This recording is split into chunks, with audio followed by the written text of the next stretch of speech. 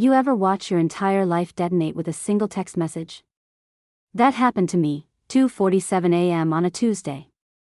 My phone buzzed, and in one glance, my marriage, my trust, my sanity, it all cracked like glass under a hammer. On the screen, a photo of my wife, Amelia, standing in front of a tacky neon chapel in Las Vegas. Next to her, some smug coworker named Ethan. Both holding marriage certificates. Her message burned into me like acid. Just married Ethan. Been sleeping with him for 8 months. You're pathetic. Your limp energy made this too easy. Enjoy your sad little life. I typed one word back, cool.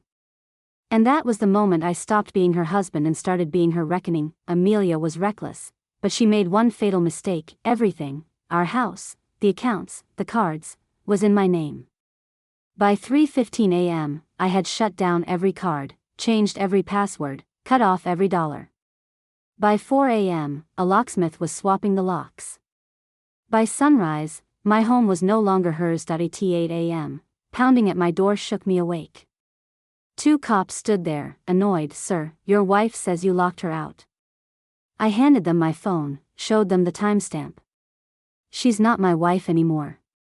She married another man 5 hours ago. One cop's eyebrows shot up. The other fought to hide a grin. Amelia's screeching echoed through their radio, demanding they let her in. But the law was on my side.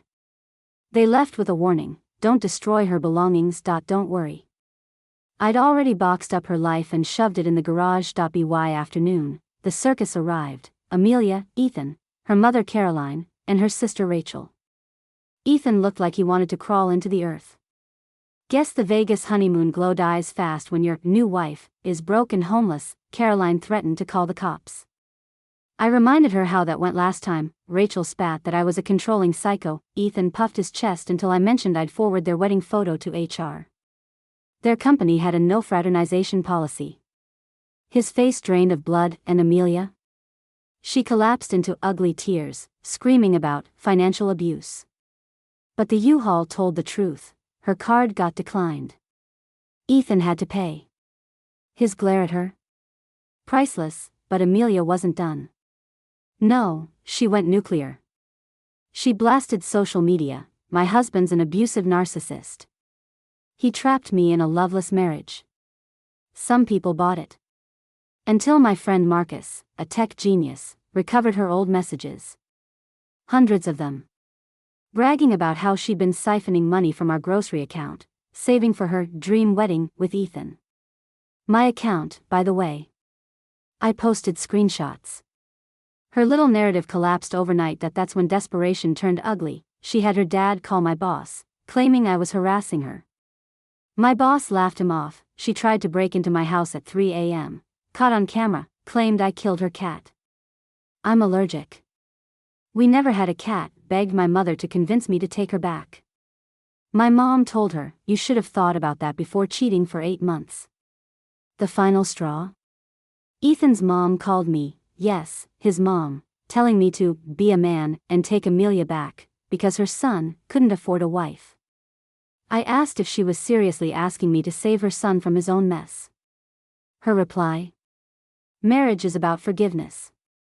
Click. Goodbye, divorce day. Amelia strutted in, wearing a white dress. To divorce court. Where she was being divorced for marrying another man, her lawyer tried to argue the Vegas marriage didn't count because she was under duress. The judge asked, what kind of duress? Her lawyer stammered. My lawyer slid forward 73 pages of her own messages. One line read, can't wait to see his stupid face when I take him for everything. The judge's face? A mix of disgust and amusement. What context, he asked, makes this sound better?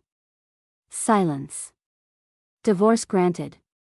She got her clothes, her car, and a 6-month alimony payment to me, because I supported her during her certification program. Watching her rage while being ordered to pay me was better than a lottery win. Outside the courthouse, chaos exploded.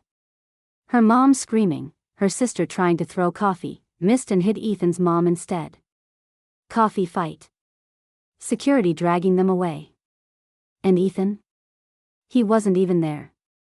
Already chasing a 22-year-old bartender he met at his wedding reception, Amelia collapsed, sobbing. This isn't how it was supposed to go. Even her own sister muttered, "You can't stay with me, my apartment smells like cats and sadness." Game over, now?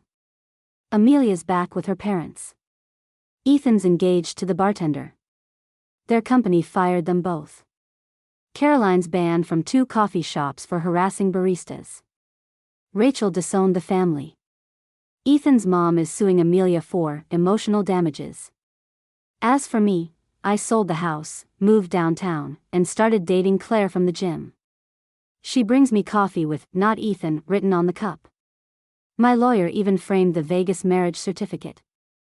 It hangs in his office like a trophy. Do I regret being petty? Not for a second. She played stupid games, and life handed her stupid prizes. That if there's one thing I regret, it's not seeing the red flags sooner.